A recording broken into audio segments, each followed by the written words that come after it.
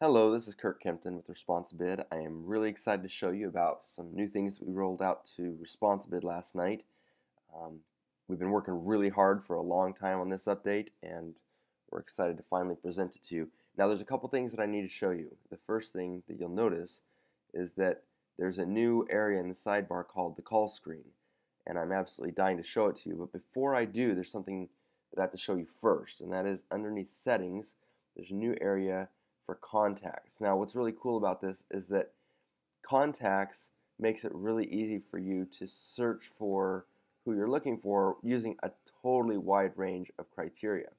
But what we're actually going to do is something that you haven't been able to do in ResponsiBid before, and that is actually import contacts. So what I'm going to show you now is we're just going to import a list of some names, and it's right here. It's a CSV file.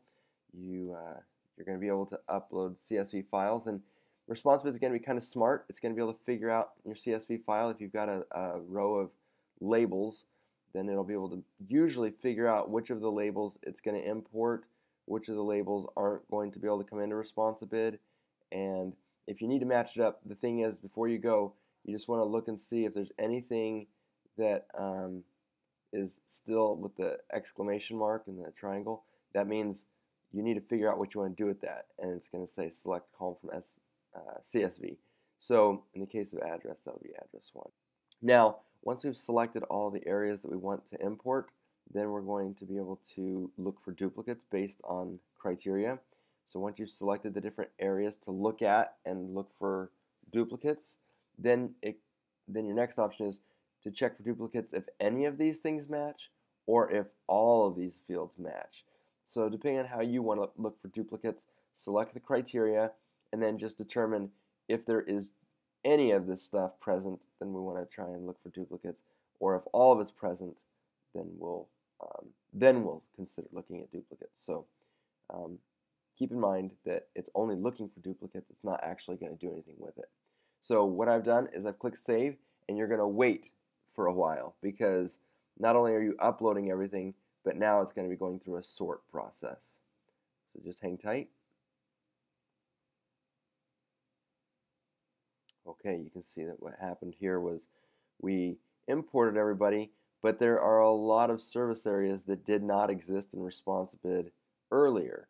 So I've got all sorts of people here trying to get in, and I can either try and match these to a service area that's already existed by just picking what we've already got available to us, or I can just click this button and you'll see it switches all these drop downs to creating a new service area, and that's what we're going to do. We're going to go ahead and take all these brand new people in, and we're going to bring them into a service area. The other thing you can do is you can actually click this button and turn them all to import without matching service areas. What's really cool about that is that you can match them up later. It'll just import them without a city or state or province, city, province. So in this case, we're going to go ahead and create them all, though. Okay, so everybody's here. We're going to wait a little bit while here, too, because not only are we sorting all these people and bringing all their information fully into ResponsiBid, but we're also matching up service areas. So get ready to wait for a while. Depending on the size of your file, this could take, a minute. This is 500. I'm going to trim this down so you won't have to wait the whole time with me, but it would probably take about a minute. If you had, say, 2,000 people that you were uploading, you might wait, 4 minutes or 5 minutes. So it's okay. If you're waiting, it means it's working.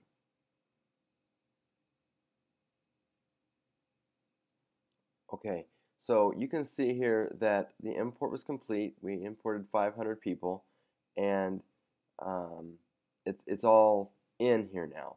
But you'll remember that when we were doing our import, we were bringing people in from like Anchorage, Alaska, and all sorts of different places. So now we can just simply select a city that we want to search off of. We could add, let's say we were looking for somebody named Wilda in Anchorage. So I could type in Wilda, hit search, and it's going to search off of both of those fields. So it's really neat. Not only that, but this person doesn't have a bid on file. It's just a person record. So we can click on View, go into Wilda's account, And we'll be able to put in new input for information that we do have about the person, and we can move them into, we can put a bid on file. And there's also a new button we're going to talk about, and that's called Edit and Call Screen. Before I click on that button, I'm actually going to just take you to the call screen and now discuss with you how that works. Okay, so as you recall, we were looking for a lady named Wilda, so let me put that in here. Wilda, you'll see that automatically it already found her because we only have one Wilda in here. And when I click on autofill, it actually will automatically fill out the form with everything we do know about her. Plus, it's going to let you know at the top with red text that you are editing that particular customer. Now, of course, I could change anything about this customer right now, and when I save it, it'll automatically change that customer. But I can also add things that we didn't know before. Like in this case, we didn't know what the lead source was. So I can say that this person heard about us through a referral. It's a residential client. The house is, this big, this many stories. And I actually am going to continue because I'm going to add a bid to this customer. But I could go right to the customer profile. I could, at this point, set up an in-person quote for this person, which is a new feature. And I'm going to pretend that I'm going to continue on with this person right now. So I'm going to go ahead and click continue. And I'm going to get a quote for gutter cleaning and carpet cleaning. And then I'm going to continue. And just as you would expect in the gutter cleaning, I have both an exact and a rough option. I'm just going to use the rough option based off of house size. Of course, you do have the option to always be able to do the other stuff, but I'm just going to go a little quicker here. And carpet cleaning, we have the square footage or the number of rooms. Number of rooms is faster, so I'm just going to do it that way. And I'm going to do a small room. No, I'll do 3 small rooms, and I will do a large room and a hallway. Why not? Okay. Obviously, we can check anything that applies. I'm going to say right now that I'm going to say it's an empty house, just for fun. And then I'll add a note. Customer called for a quote. I don't know. You know how the note section works. So now when I click get bid, it's going to run the quote just like you're probably used to. The only difference is the call screen, especially anytime when you're in the call screen, no information is necessarily required unless it's required for what you're trying to do. For example, a visit for bid requires having an address in order for you to go and visit them for a bid. And if you're doing a quote for, say, gutter cleaning, you need to know maybe what city they live in for your city minimums and so on. So there are some things. A couple things you'll notice in the new proposal is that we now have the address showing in the proposal. We kind of reformatted this area. Here's the quotes as you would expect. Here's all the stuff that you're used to seeing. But here's something you're probably not used to seeing, is that we can go directly to the customer's profile from here when we do it within the call screen or the application. Or I can just quickly grab the link for the customer. So if I grab that link, I can copy the URL of this page in the top bar, and I can actually get that URL to the customer that they can actually visit. But I'm going to go to the customer's profile right now.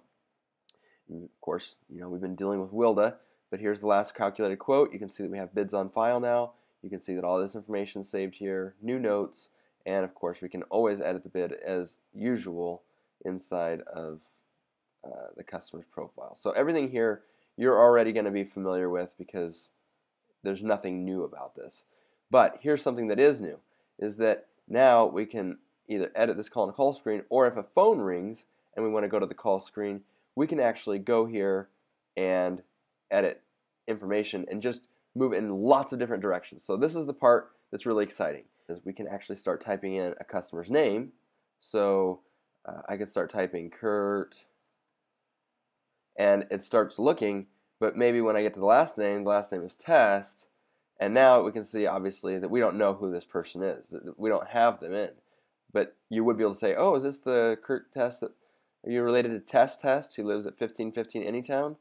And oh no, that's not me. Oh, okay, cool, sounds good. Of course, the Test account. So let's say that they live in Abilene, Texas, and we need a street address.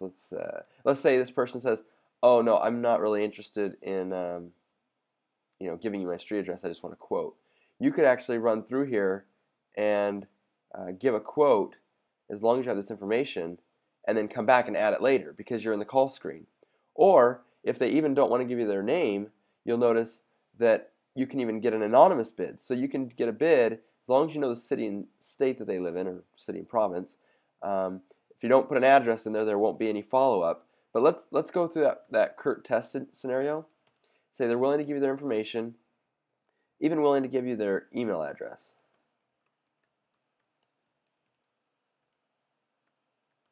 And how they heard about you. But we don't know required information like a phone number, or let's pretend that was required as well. Let's say we don't know that, and the person is not willing to give that, but at least they want to move through with the quote. Well, at this point, we ask about some of the general information that they can tell us, house size and stuff like that. And maybe we say, okay, what would you like a quote on? And they say, I'd like a quote on blind cleaning and tile cleaning. Okay, that sounds great. Tell me, for blind cleaning, how many medium blinds do you have? How many small blinds? And let's say that the customer says, I'm not going to go around and count. You need to look at these. These are really crazy. Well, in the old ResponsiBid, you would just have to abandon the bid, and you couldn't really do anything about it. Well, now you can click on the Visit for Bid button, and it looks like, oh, for Visit for Bid, I actually do need the street address. So you can see that there is some stuff going on. Well, that's a weird name of a street, but okay. Visit for Bid, and now I can put in a date of the bid. So let's say the 30th, and we'll arrive between 8 and let's say 9. Okay, I click Visit for Bid. It's saving the customer. All the information is all pre-populated that we were able to collect over the phone, and now it is already queuing this customer up for a brand new status called Visit for Bid. So it pulls up the new screen, and you can see that the bid status is Visit for Bid, and follow-up is actually running. Just like the scheduled jobs, you can now have a brand new sequence that will send a message letting them know you're coming out to give them a quote on a certain date, and then I think, what do we set up for a day before the quote? It's going to send another email saying, just going to come out and give you a quote tomorrow. When the technician gets out there, they'll just go to the dashboard. They'll look at the Visit for Bid tab.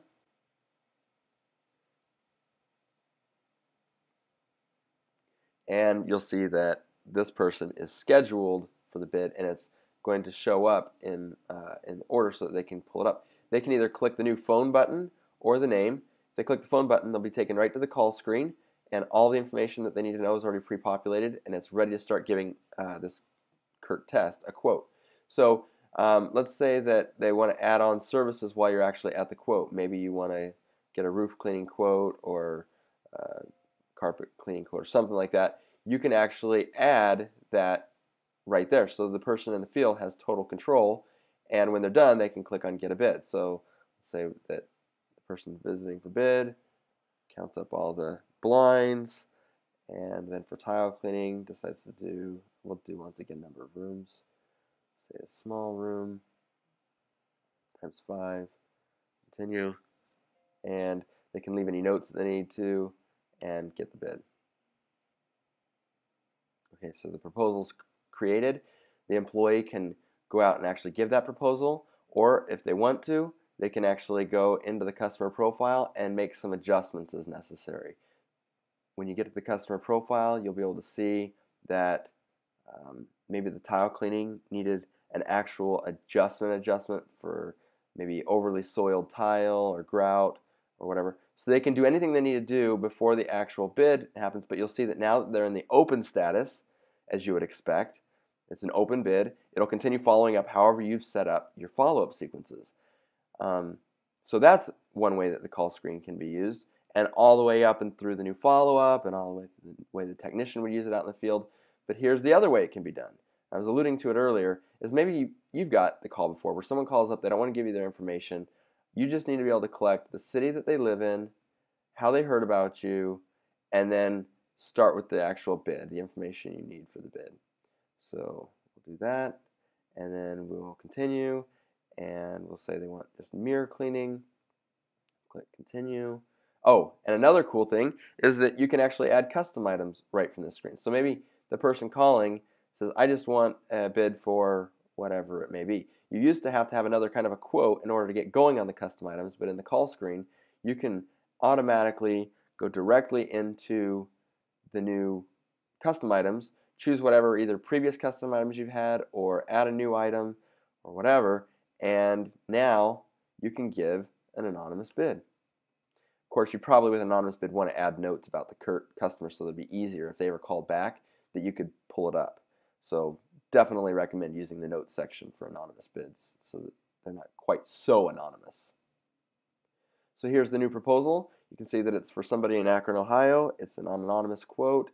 There they are. When you go to your dashboard, you'll see that they are going to show up in your most recent bids because they were a bid, but they're also a new tab called Anonymous. And here is the person who had an anonymous quote, and you can pull them up, and you can actually either edit things in here, or if they call back and decide to book or whatever you need to do, you can edit them right directly into the call screen.